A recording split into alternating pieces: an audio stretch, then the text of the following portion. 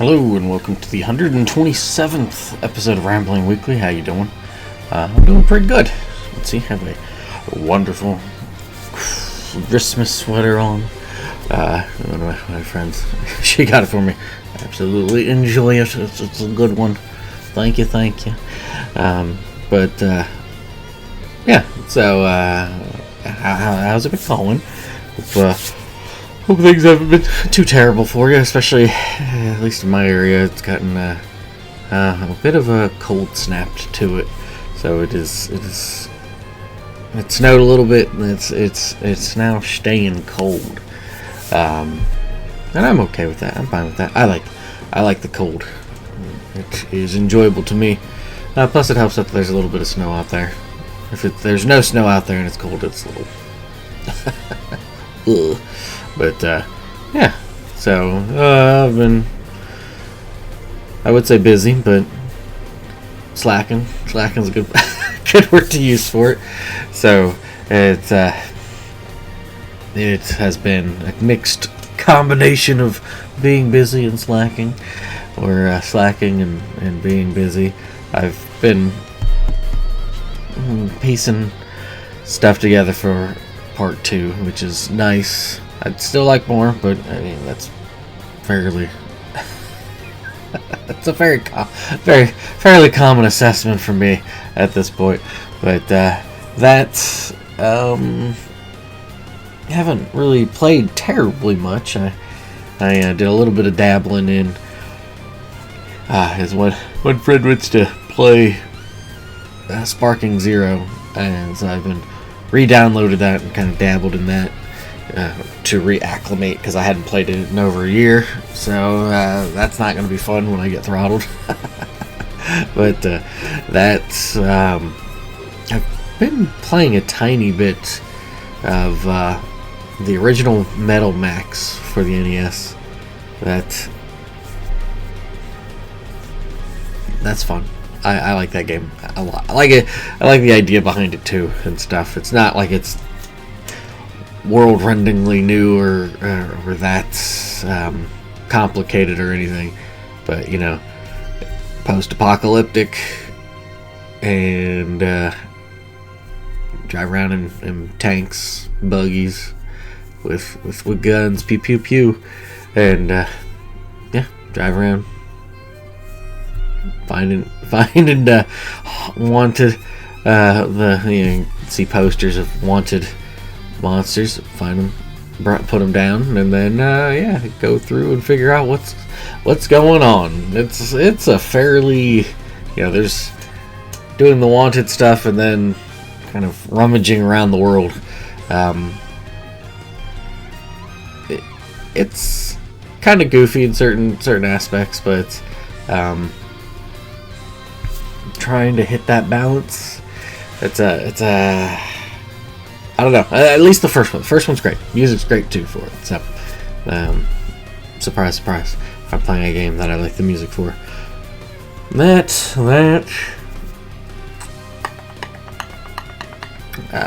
Not terribly much else. Yeah. That's yeah. It's been kind of, like I said, sort of busy, sort of being lazy. Because the topic for today is going to go into, at least for what has been for the last 36 hours, absorbing my life. But we'll get to that soon enough. Get that. Christmas is coming, so yeah, put up all the wonderful holiday stuff.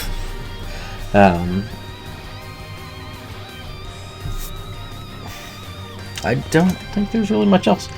Not really much else I can talk about. Oh, you know what? There's one thing.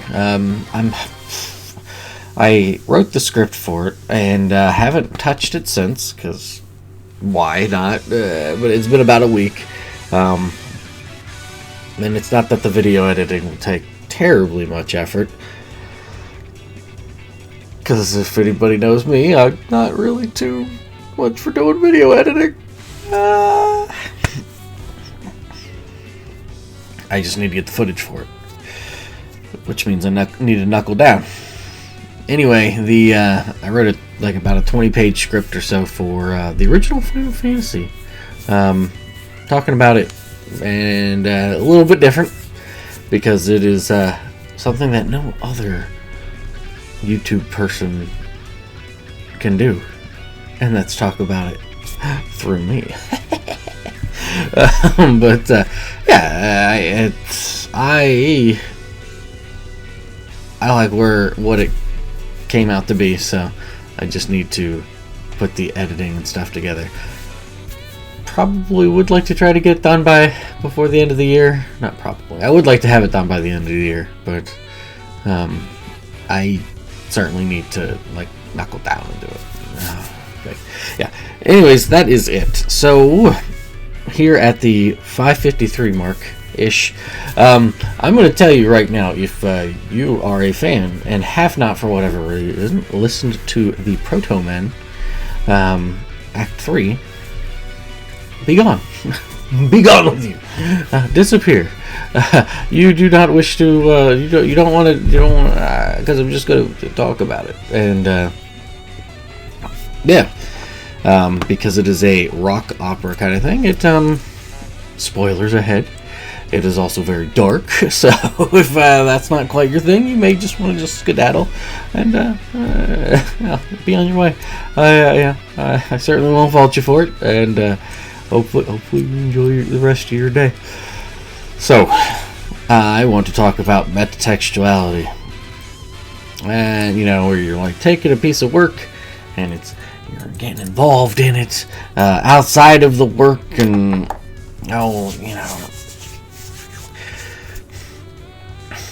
not to say that other works do this or don't do this, and it's not quite the same, but like when they're trying to like cross-pollinate media to it's here's this, and then you can here's the movie, but then here's a series that meshes with the movie, and then bouncing medias are, and here's a book about it, or here's some music about it. Well,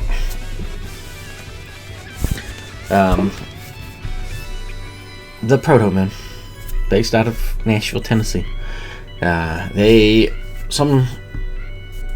think it's now about 20 years ago, they came together and put out, it's maybe about 20 years, put out a Act 1.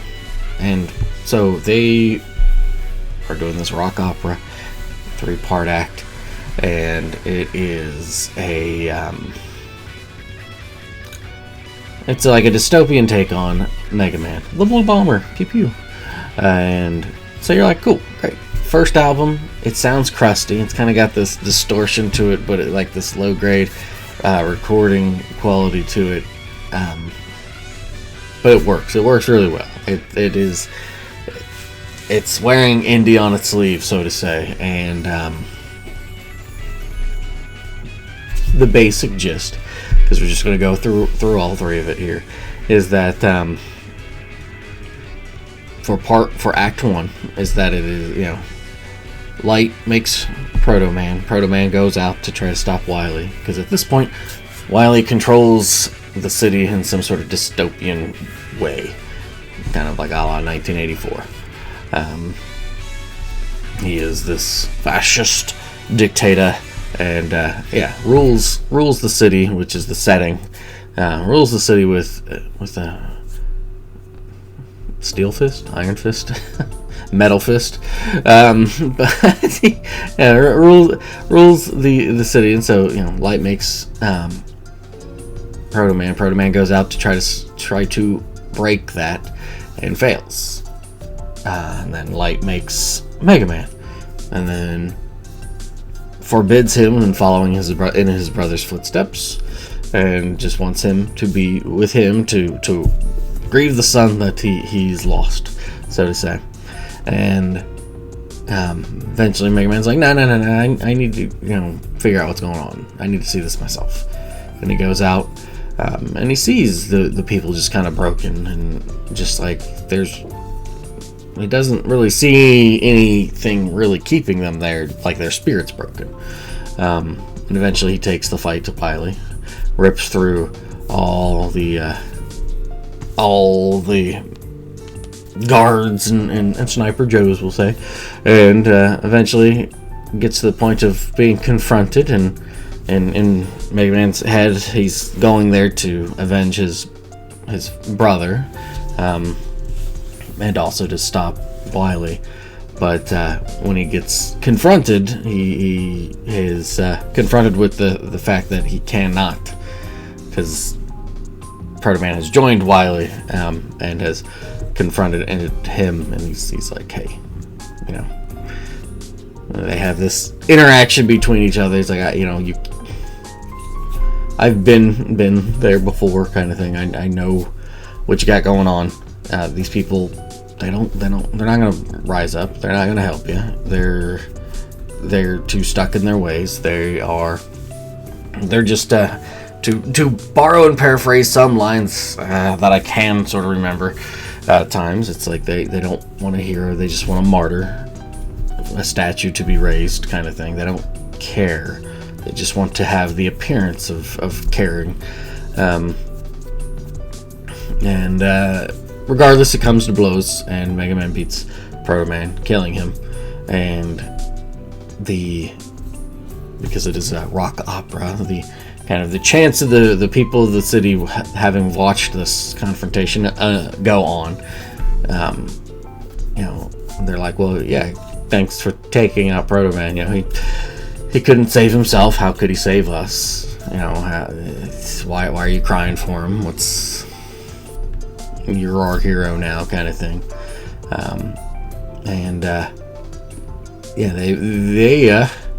They become very attached to rooting for the Mega Mans, but Mega Man becomes incredibly disillusioned to the point that he walks away before finishing the fight. And kind of the last little twists, of the dagger, Protoman is kind of like, hey, maybe a hero is just a man who knows he's free. He really relays that, what he thinks, and then dies. Mega Man walks off, disgusted with how people are acting, and Wily, seizing upon the chance, basically puts to slaughter. Maybe not all of them, a lot of them, most of them, who knows, to the people watching. And that is how Act 1 ends. Oh boy. Don't worry, it gets worse. Act 2, which was released a few years later, is a prequel. And it is cleaned up, and it's got really good music. I mean, both 1 and 2 have some really strong songs. There's a couple in there you may be like, that's okay, but like in the sense of a rock opera, you can listen through it and be like, okay, I know what's going on and stuff. Act 2 picks up as a prequel, and we get to learn about the good old Dr. Light and Wily to a much smaller degree, and it opens up with them in a confrontation, an argument, and like they disagree on how to go about the whole robot business. Thomas is like, thinking that this will make us heroes. And from what I can think of for the lyrics, I think it's more so maybe referring to himself and Tom. But Wily's like, no, we will build heroes. So kind of echoing what ends up happening for the argument between them when Mega Man 11 came out. Kind of. It's not quite the same, but it's there, which is it's nice. That's kind of cool. But they have this argument, like, kind of like, nah, we ain't doing that, or fine, we'll do that. I don't like how you want to do this, but we'll at least like kick the robots on and go from there. Wily, being the sneaky sneak that he is, he a little bit more than a sneaky snake. He has one of the robots kill either his Dr. Light's wife or his love interest, Emily, and frames Light for it. He gets framed for it and goes on the run for a little bit, but then gets caught. And the general gist of the trial is that he isn't found guilty, but he's certainly disgraced, and leaves out of town, or at least kind of from the public eye. He personally feels he's guilty because he's the one that kind of helped turn on the switch, helped Wiley build this thing, and not just a singular robot, but just the whole process, it seems, and just go all the spiel about it, and that he not only did he help build the thing, but he didn't stop him, and he didn't do anything. So he feels like he is guilty, and then he kind of, as he fades away for a couple songs, a guy comes in named Joe, and he is able, or not able, but he is he's got a bit of a rebellious spirit. He's like, hey, I'm gonna figure out what's going on. Like, the city's dying. Like, it's just kind of lost itself. And he's like, I'm gonna figure out what it is and, take care of it. And one of the things is that there are like these, I don't know if there's some type of like sentinel, for lack of a better word, like a guard droid, or not droid, but there's something that casts its red steely eye that it really kind of frightens people, and it's also, in robotic fashion, has very strong binary thinking. So the moment they step out of line, it'll kill people. And well, he takes on one of these robots, and with the help of a gremlin mode Light who pops up, they take care of one, and they come to the conclusion that, oh hey, if we destroy this communication tower, that should clear everything up. Mind you, Act 2 is a prequel. So that goes on, and then they eventually, Joe breaks into this communication tower, and he's got all these explosives and stuff, and he goes up, and I don't know if it was already like set to, they have liner notes for these too. I don't own physical copies, so I can certainly read up on it. This is all from memory here, but one way or the other, he blows up the communication tower, and he is in it, and he dies, falling to his death. He does that. Light's like, oh no, because as soon as that happens, pretty much the pretense that Wiley needs to be like, oh, okay, all right, yes, you guys see how dangerous it is. And he doesn't even say anything. It just kind of kicks on with him seizing control and tightening his grip, as either a new communication tower or something of the sort comes to, and is like, yep, and that is how Act 2 ends. It still gets worse. So there's this darkness, and all throughout these two albums, it is trying to instill, that a singular person or machine can't fix this, and that the active, trying to balance courage, valuing courage over life. And I think, this is uttered by Protomen in the first album. Like, is there any one of you who value courage over life? Now, courage is, too much courage is recklessness. Too little of it is cowardliness. So it's having the appropriate amount. And that is something that you see Light's not working with. He is certainly skewing much more in the cowardly, because he is not himself going to bat. You know, he eventually wrangles in Joe.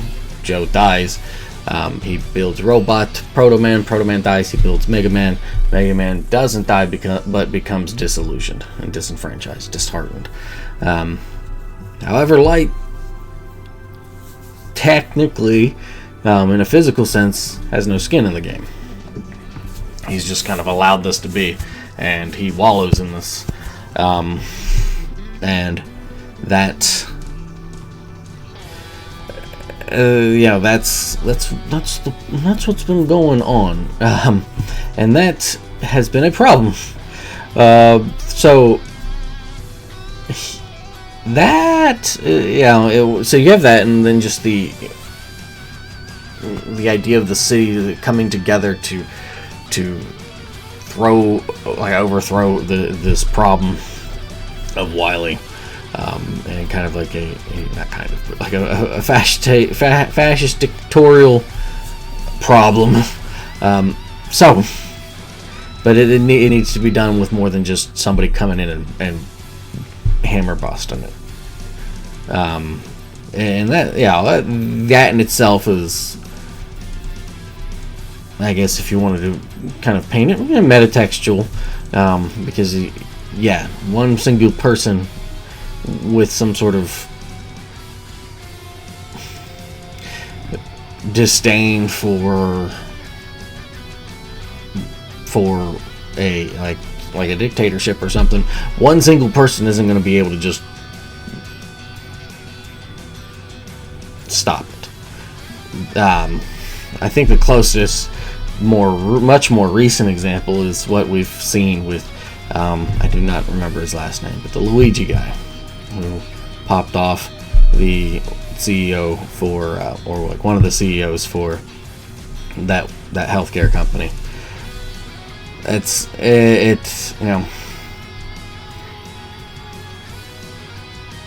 throughout Act 2, there's this metaphor that goes on between Wily and Light of, you build the machine, whoever guides the machine can control how, everybody will follow who controls the machine. That's Wily's thought.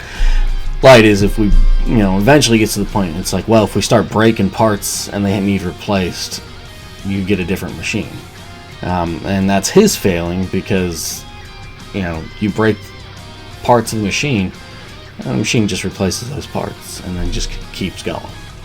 And that's what, we've seen with what's going on with that Luigi bit. He thought he was breaking the machine. Well, all he did was, he broke a cog, but, he just replaced the cog. You need to tear down the whole machine. that's the way you have to do it. Like, if the machine ain't working, you need to tear it down. And so that's what we're left with for 16 years. Mind you, people who went to the conferences, how about their concerts? Conference, sitting down and just kind of went to the concerts. They would play pieces and parts of what would eventually be Act 3. But not only are we waiting all this time, there's some trouble that happens, some sketchy stuff potentially, with a couple of the former members, because once that information came out, they're like, I don't know how true all of it is, because it's like you go onto the thing and it's like, well, somebody put up a thing that said this about a member, and then band member quickly dismisses themselves. Could be true, could be not. I don't know. Allegedly. So we're just gonna leave it at that. So you got that going on. You had COVID go on. You had all this stuff go on. And yeah, it's 16 years. While it certainly feels like it can be a blink of an eye when you think about it all this time, it's 16 years. That's a lot of time. And finally, they have potentially released the Act 3, the full Act 3. We'll get into that in a little bit, but Act 3, they also released 2 songs that are on that album, as well as another one that I don't know. Like I have thoughts and feelings on, but I don't know. Anyway, the Act 3 is, like, from just a musical sense with the songs and stuff, might be my favorite of the 3. I love music. Like I think I like Act 2 a little bit more than Act 1, but it just feels stronger altogether and just very dynamic with the different kind of styles and stuff.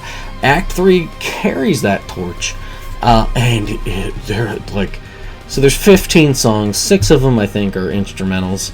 So we're just gonna, like, they're good, but it's not. It's hard to just kind of compare them. It's like one of the few bands that I actually really like the lyrics for, so it'd be really nice to get those liner notes. Anyways, yeah, that's the other thing. We don't have liner notes for this just yet. They were like, oh, hey, well, yeah, it's coming out this year. And finally, when they decided to, they've done this cheeky thing where they were releasing 1 to 2 songs a week. And they finally released the 15th one this past Friday. And, boy. So, super spoilers ahead if you haven't listened to it, or not even ahead. Once again, I'll say it now. If you don't want to be spoiled on Act 3 and you just want to listen to it and stuff, yeah, go listen to it. It's a really good album. It's dark. Yeah, I would argue it's probably darker than the other 2, but they're dark. Yeah. Anyway, we pick up with Light coming to the conclusion. How far in time this isn't really specified. I'm imagining it's at least a little bit of time, not like immediately, but just at least a little bit of time. But we get Light, and he's finally like, you know what, I have to do something. I have to do something. Mega Man ain't coming. Nobody's coming. I gotta step out and fight. So he starts to go. Now he has an interaction with who we presume to be the story's version of Roll, and it's just like, stop waiting for, Light is telling her, stop waiting for a hero. Like, we're gonna have to do this. As we as people are gonna have to do this, because obviously we can't trust heroes, or the ones that we believe are heroes. And so he goes off, and Roll goes and finds Mega Man, and as those two are doing, you get the other thing is you get like a couple songs with Wily throughout the whole thing. There's like two solely POV songs with Wily, and the one for this one is really good. And basically, it's kind of talking about it's starting to get out of his control. Like, it's been fine for a while, just kind of, setting where it is and just letting it go as is. But now he's having to, with all of his effort, keep it from careening out of control, careening off. And even now, it's not looking good. But he's on this track, and he's just gonna ride. He's gonna ride the bus straight to Stupidsville, and just gonna suffer the consequences as they are. And then we shift to Roll finding Mega Man and going, hey, like, you can hear the cries for people. Like, you either you're standing with us and you go and fight and we'll totally get through this somehow, some way, or you don't, and then we will just all die. Kind of thing. That's kind of the vibe I get from it. We ain't making it. And eventually she leaves, and he finally, finally is like, okay, I got to, I may not be the one you need, but I'm the one that's here, kind of vibe. So he finally snaps out of his malaise and is like, okay, I need to get back in time before things go sideways. And so he starts trying to get back into the city to, and he knows he could have stopped the fight. He knows he could have finished it off there in Act 1, but he just was like, yeah, nope, I quit on everybody. So he's gonna make amends for it and stuff. And as that is going on, Light, he gets he's drawing up on his inner strength to confront Wily, and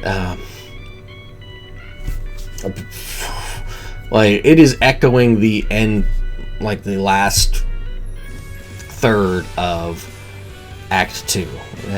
It's very similar in just kind of, it's very triumphant, very probably some, like the song titles, Light's Last Stand. There's a part that might throw some people off that they might not like. There's a saxophone by, I think his name's Tim Capello. He played sax for Tina Turner for a while, and then was also one of the sax players there in the Lost Boys. I think he was the sexy sax player there, and in the Lost Boys. And then he's done a ton of other stuff, but he plays sax on it, and it just kind of, I like it. I think it's great. But for some people it might be a little jarring, because the first half of the song has this vibe to it. Then the sax is, it's buttery smooth, and then the back half of that song is just like energy. It's fantastic. Love that to pieces. And then they finally have the confrontation. Finally. You're like, sweet. Old man knife fight. Let's go. Kind of thing. And there's visuals, like they've done, like throughout the whole album, different poster images, kind of helping paint the picture a little bit more. And you got Light with a knife. You see Wily, and the thing with Wily is that you can see his eye in the reflection on something, and it looks like it's lit. And the only times I ever see that in these images are with robots. So people are kind of wondering, did Wily turn into a robot himself, kind of thing. And his voice is modulated a bit for reasons, but if it's possibly because of the robot thing, maybe, I don't know. That is a theory. The lore dumps, as it were.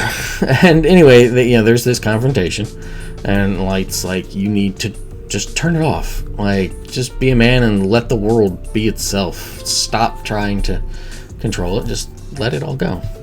And Wily's like, you think I don't know? Like, what is there to do? Like, one the, like, what's it, when even like on top of the world, all the paths lead down. And so I'm paraphrasing that line, but it kind of sits there with this mentality of like, well, I don't want to go down. like all the choices are bad, so I'm not going to make a choice other than to continue on the path that I'm on. And there is a confrontation, and like whatever that confrontation is, whether light kills them or not, don't know. Liner notes, which should come out. So here's the thing. Before I get to this last little bit, couple things. A, it's maybe a little traumatic for people, so skedaddle. Like I said, it gets dark. B, the full album releases January 9th, and this is a pre-release. So the liner notes will eventually become known January 9th. Now, with all that, the final song is an instrumental. And if this is the final song for the act, it is an interesting choice, because it's an instrumental that what sounds like not necessarily distorted, but just kind of,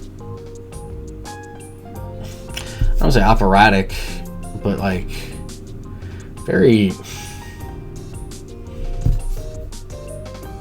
it's very high. I don't know how, operatic is one way of putting it, but it's just almost like, just, I guess for lack of a better way to put it, ethereal in a way, with a voice almost asking, or seemingly asking, who will save us now? As Light is, or at least what we presume to be, because the title of the song is The Fate of Thomas Light, is in chains and then publicly executed. He is publicly hanged. So the last 45 seconds of the album are the sounds of tension in a rope with a man dangling from them and the gallows. And the image shows Mega Man kind of almost in abject horror in seeing this, so I don't know if he's seeing this being televised or what have you. That's how the album ends. So, okay. So the thing is that it is, this is where we start to skew into the metatextuality of the whole thing, where people are like, well, they've put this together. There's all throughout these songs, all throughout these albums, it's the call for the city to rise up. The people need to do something. And it's like, well, that means that the fans need to do something. This is where I have a problem with metatextuality. I agree. Like when the things are bad and stuff, the people need to do something. They need to get off their butts. And continue, carry the torch, so to say. That is certainly an important thing, but they also need those heroes or those shining beacons to go for it. And they could be like, well, we did that. We were the shining beacon for three albums. Now it's your turn to carry the torch in some way.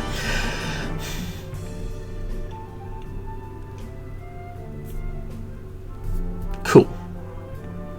Like I said, it's probably as is why it might be my favorite album. And the thing is that it balances really well with the alleged idea that Kojima wanted to do for Metal Gear Solid 4, where Otacon and Snake would have gotten arrested and then publicly hanged as well.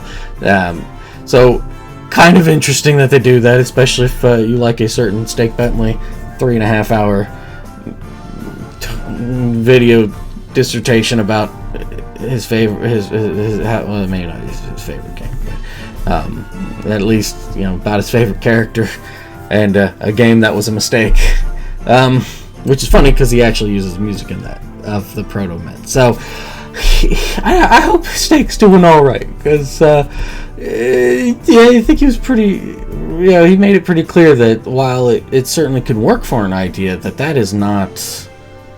That's a bold artistic choice, but perhaps not the greatest way to end a story.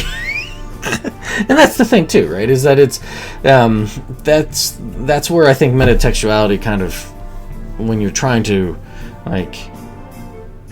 make it more so than the song to kind of bleed into the, because from what I've heard that when they do performances, they get the crowd involved too, like, you know, are you going to join us this fight, thank you for joining the fight, kind of thing, with the performance, and so the crowd gets really involved with it too, so there's that's involved.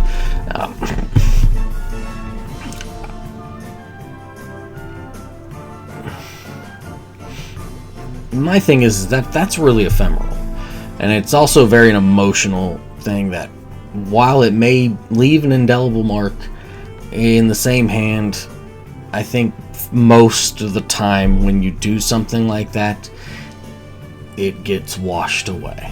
It can, like I said, it's like, I probably say that Act 3 is probably my favorite of the three. Like, sure, recency bias, but the music is really good.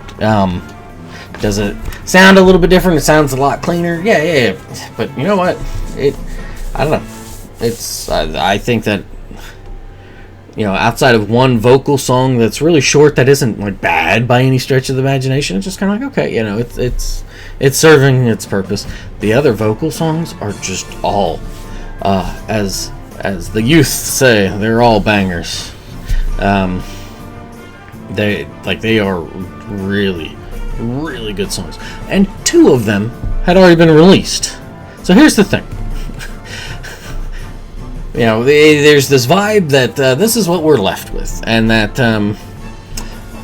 that we need to pick up the torch, and we need to be like Mega Man, and having been left with seeing / hearing light be publicly executed, need to, you know, stand up and rise up against the city, and all sorts of metaphors and stuff.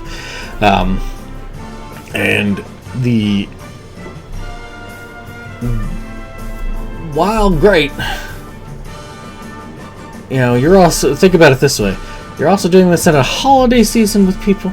Like, it takes more than just the one person, and sure, there could be the one person who does it, but then, you know, others have to join in on that. And if by reading anything with the fans, they're at each other's throats.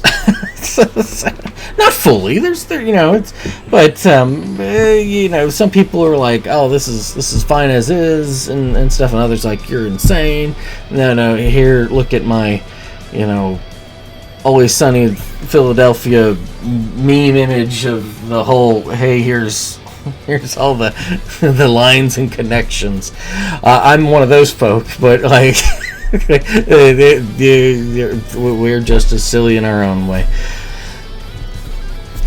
All of this release, and it being a month before the album releases, which is right when they perform, potentially, because the thing that they've said that the Act 3 is, how true this ends up being, or whatever, but they've said that Act 3 is the last one as a band that they're performing together and stuff, and that it seems like, you know, it's really hard to make it with financially on things, which I understand. It's tough to do the touring.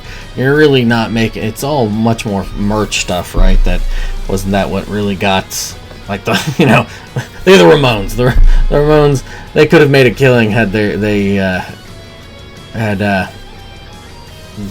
profited off of their shirts, but I don't think they ever did. Everybody else did, but I don't think they did. But yeah, so there could be things like that. There's all the speculation going on, and the greatest speculation of all is that they've played a naughty trick on us. And this isn't the first time that they've potentially done something like this. They have done this from the very beginning, evidently. You know, I've been listening to their music for about 10 to 12 years, somewhere around there. So maybe a little bit longer, but if so, not much longer. So we'll just stick between, you know, let's go with a happy medium. We'll say 11 years. 11 going on 12 years. And I guess they did this for the first 2 releases as well. Not to the same degree, of course, but like, they did this cheeky Oh, okay. Like, I can't quite recall for the first one, but particularly for the second one, they released a really bad version of one of the like best songs from the album. Like they re-record, like they recorded it over like a camcorder in a tin can across the street, with the audio halfway turned down, kind of thing. Or that might have been for Act. Anyways, they did something like that. Released it. They seeded in like a fake account into their like fan forum thing to say that the leaked stuff, like they've done some stuff. Well, I think they they jumbled all of the songs together and it got leaked out, and it was just like the one song, but it was like all the songs jumbled together. So what I'm getting at is that the Protomen may be filled with a bunch of naughty boys and girls, and they may be playing one on us. Perhaps not, but it's like the copium side of things. That's where we're kind of sticking right now. Is that in one hand, yes, it makes sense that to have that end. Like it really does. Like we've been forewarned. Hey, this ain't gonna end too well. But the thing is that they also refer to it as a tragedy. Tragedies do end very darkly, except that there's the resolution still instills some sort of hope. This really doesn't do that. There is not really any hope, or at least that's kind of the vibe we're left with after that. So people are speculating that there may be a few other songs to it. Is it potentially a whole side B? Is it potentially just 5 songs? Is it potentially 3? There's a whole bunch of theories. I stick with that there's some more there. Like, it just seems really odd just in a structural sense of a story, because like it just feels odd that you have Roll and Mega Man, introduced Roll in this one, and then you have Mega Man, who has been completely like just not there, and finally starts to kick it on to do something about it, only to slam the door in our face after 16 years to be like, oh no, well, he was too late. Light died. The end. And who cares whatever happened to Roll? The end.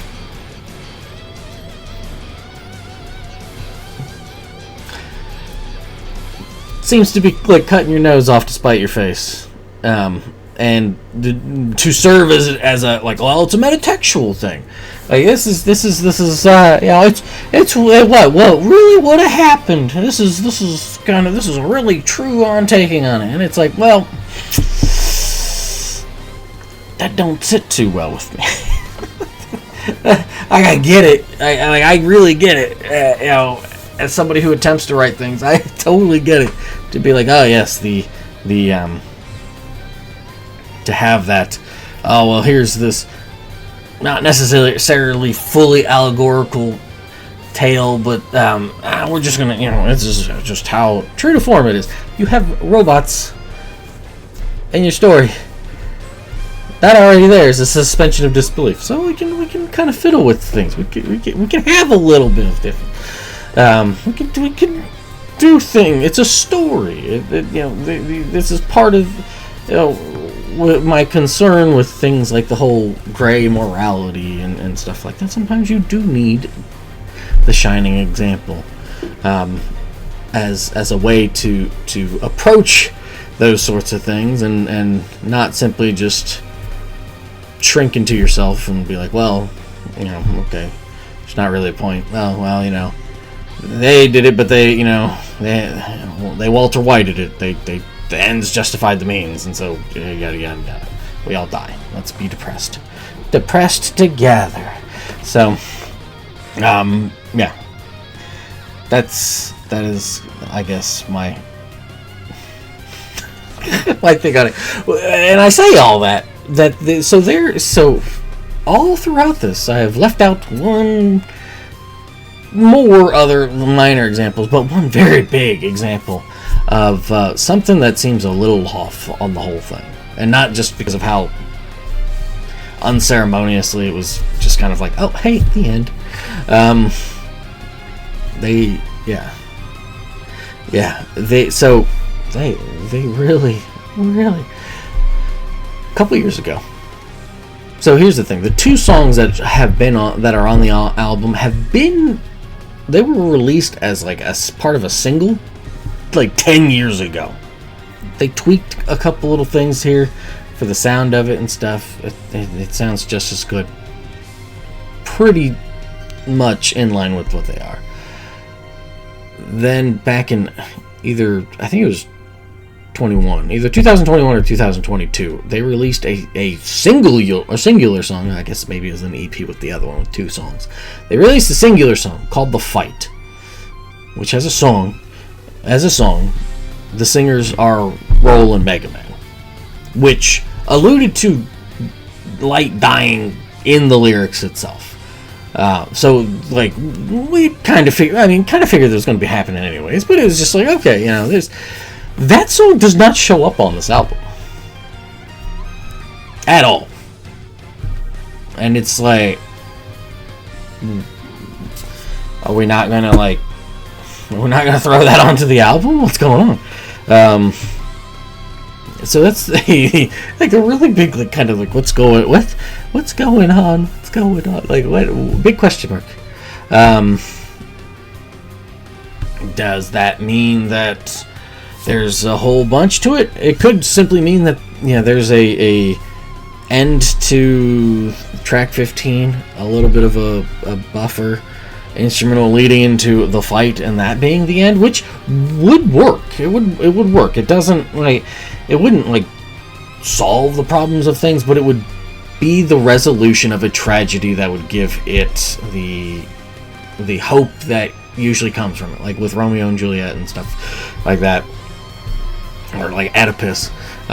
There is generally as much tragedy as there is generally some sort of resolution that instills some sort of hope that there is still what have you. And the fight does that. The fight lyrically and everything makes that there. Like, so like that's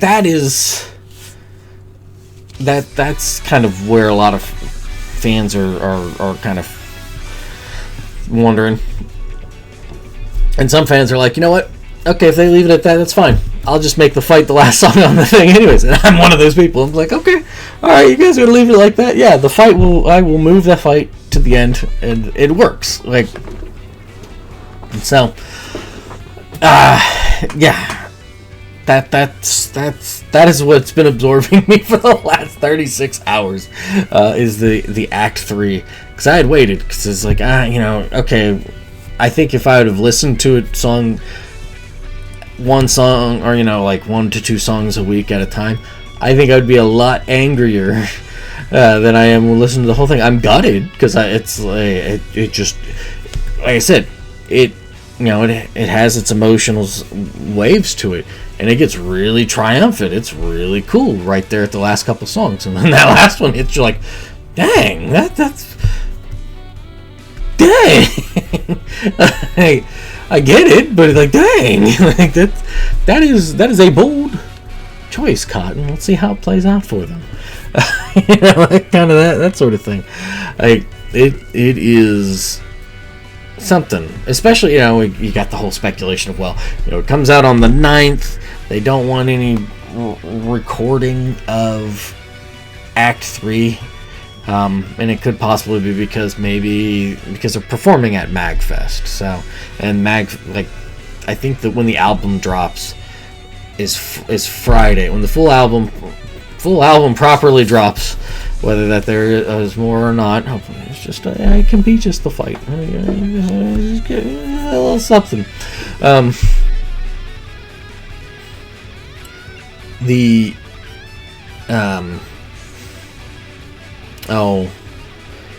What am I thinking? The day that it drops is the first night that they're performing, and they're performing all 3 acts in chronological order. So they're performing Act 2 Friday, Act 1 Saturday, Act 3 Sunday, or something like that. Maybe I that sounds wrong. Maybe it's Thursday, Friday, Saturday. Because I don't think anybody. It'd be Sunday night. Sunday night concerts. It's like a weekday concert. I mean, maybe for the older among us that can swing those sorts of things, or the more lively ones who can swing those sorts of things. But that ain't my game. But yeah, I am in the camp that there's something still left on the tank, and the whole thing is that it's, if not, okay, that's fine. Like I said, I've got the fight and stuff, but like I'll go about my day. Like I really like the music. I like the operatic nature of the whole thing and whatnot. So how it is. If that's how it ends, that's how it ends. It's fine. Like the thing is that it's like, this is the problem with the whole, if it is metatextual to like try to get you to be more courageous in your life, is that much like anything in life, whether it's wisdom or money or what have you, it doesn't do you any good unless you yourself are seeking it out. So sure, being told to be more courageous, to kind of do those sorts of things, that's fine and dandy, but it has to start from here first, right? So like, it doesn't matter what any of the messages are. Like the listener has to not only internalize those messages, but then they have to kickstart the whole spiel. So that's, I guess, my problem with the whole metatextual part, is that it's like, well, yeah, okay, it serves as a neat little, we're vibing on the same connection, the same levels, the same wavelengths for about, whatever this goes on, and then once it's gone, it's gone. Which, okay, yeah, that's it's that ephemeral kind of, it's haunting, and it's interesting, and it's its own unique little thing. However, by golly gee, it doesn't stay.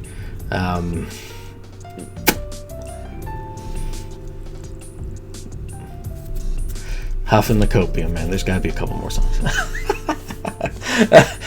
But yeah, so that is. Thank you for coming to my TED Talk about the Protomen and metatextual potentialities and whatnot. That's really all I got. I just wanted to gush about it. Like I said, I if you've not listened to them, even in knowing what goes on, I highly implore. I recommend you listen to them.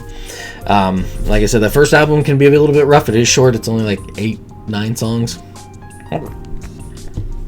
but it is very staticky, and so you'll probably want to read it, the lyrics, like the liner notes with it, because at least for me, and I think for some other people, it can be kind of hard to hear what is being said at times, particularly because at certain songs, and this is throughout the whole thing, there's sometimes they're being spoken or sung over each other, kind of thing, but purposely so, right? You got one side versus the other, and that sort of thing. So, but yeah, they got there. It's really enjoyable. I think it's gotten better and better. I think, yeah, I'd say Act 3 is probably my favorite so far, or maybe just in general, which despite the ending, as it were. But that's all for me today. Thanks for watching, listening, and spending a little bit of time with me. Enjoy the rest of your weekend, weeknights, and everything in between. And I will catch you hopefully next week. I gotta try to figure out a topic. This one certainly just sort of sprang forth because I didn't think it would come to this, but I was like I said, I finished that first listen of it, and I was pretty gutted. And then I've just been kind of, cleaning and doing all sorts of stuff, having it on loop, going, it's still pretty darn good. And wedging in the fight at the end, because, well, I can. So, that's it. Hopefully I'll see you next time, next week. Sort of fun jazz. Take care. Toodles.